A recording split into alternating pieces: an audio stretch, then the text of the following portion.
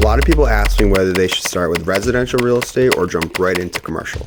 And the truth is, I've done both. I've started with a duplex using 3.5% down and eventually worked my way into larger commercial and multifamily buildings. In this video, I'm going to break down the real differences between the two and which one actually makes sense, depending on where you are with your portfolio.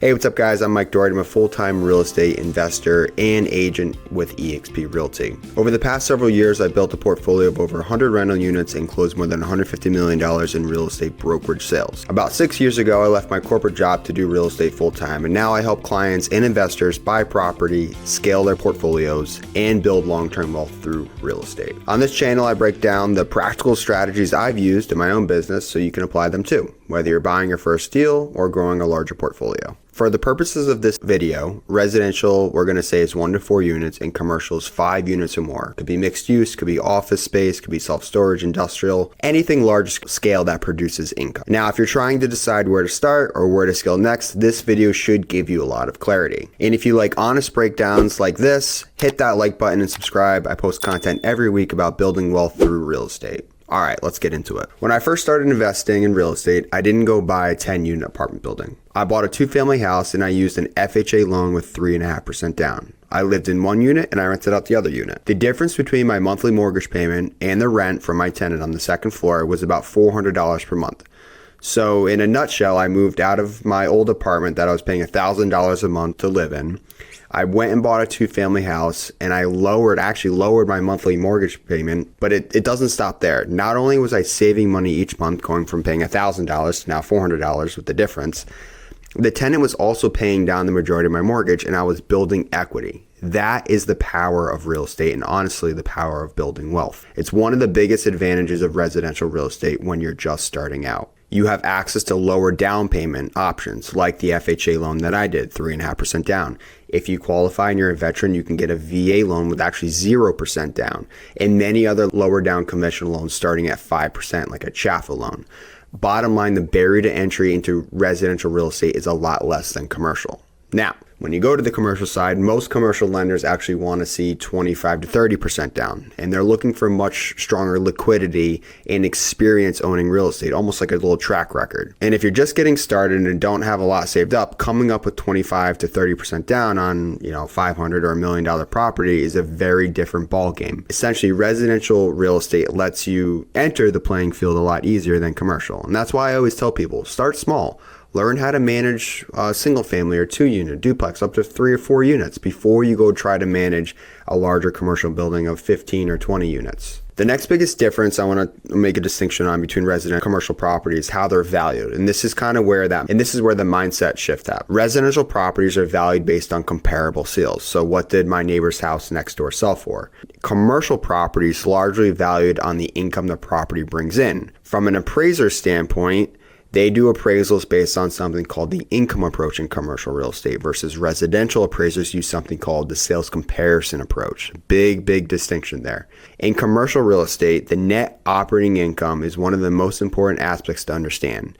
When you take your net operating income and divide it by the cap rate, that determines the value of your commercial property in a nutshell. Now, you're probably wondering what a cap rate is. Very simply, a cap rate is basically the return you'd get on the property if you bought it in all cash. So let me give you an example. If a building produces $100,000 a year and it sells for $1 million, that's a 10% cap rate. Higher cap rates usually mean more return, but they also mean more risk. Think about, more rundown properties in rougher neighborhoods. Now, compare that to a lower cap rate, like a 5 or 6 cap. That is obviously less return than 10% cap, provides more stability. Think of a nice shopping center or Starbucks, for example. In commercial real estate, value is driven by income, not comparable sales. So if you increase rents or reduce expenses on commercial property, you can literally create value because you've increased your NOI, your net operating income. For example, if you raise your NOI by $20,000 in your building and the market cap rate is 8%,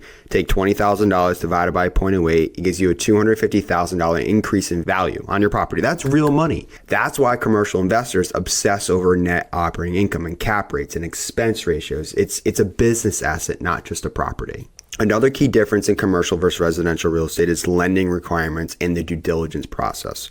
Residential lending is more personal. The bank looks at your W-2 income, your credit score, your debt to income ratio. Now, the commercial lending looks more at the deal itself, property itself, debt service coverage ratio, NOI, rent roll, lease terms. It's less about you personally and more about how the asset or the property performs. Thinking about relocating to West Hartford, Connecticut? Well, I've got just the thing for you.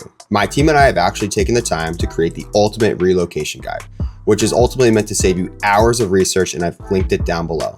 From top employers to the best hospitals and a boatload of other things that you're going to need to know before making the move. The best part is this guide is 100% free. That's right, you heard me, 100% free. Just click the link in the description or the top pinned comment. Hope that helps.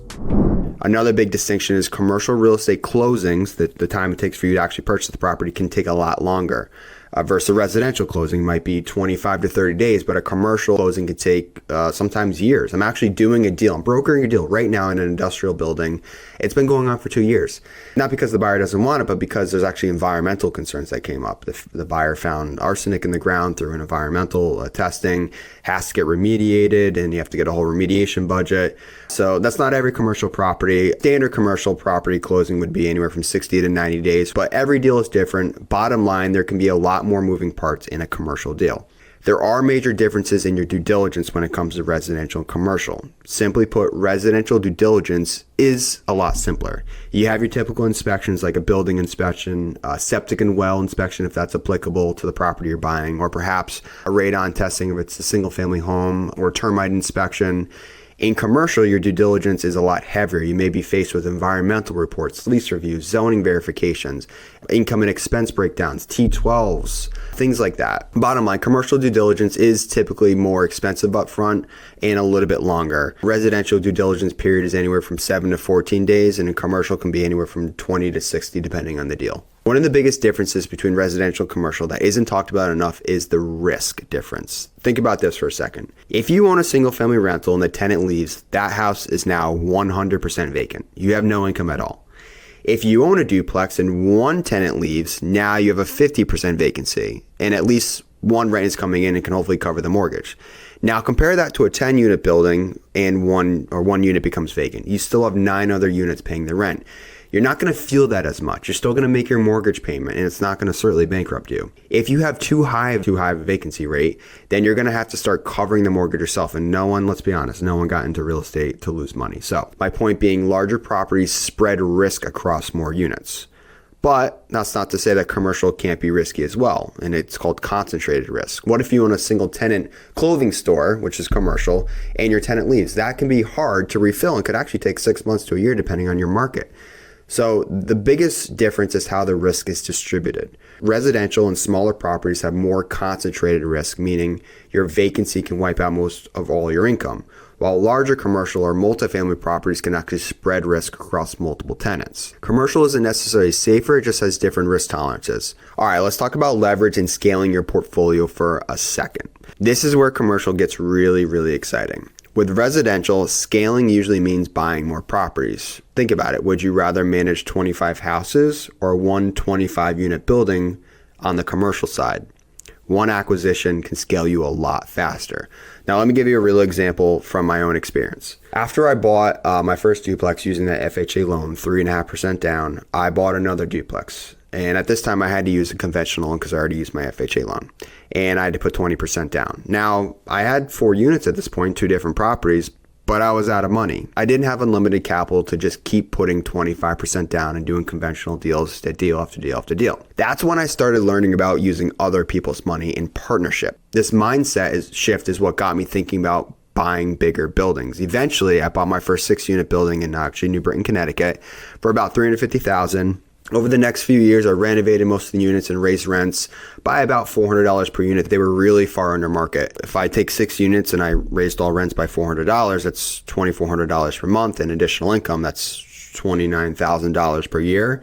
And this is kind of where commercial gets interesting and very powerful. Again, value is driven by income in commercial.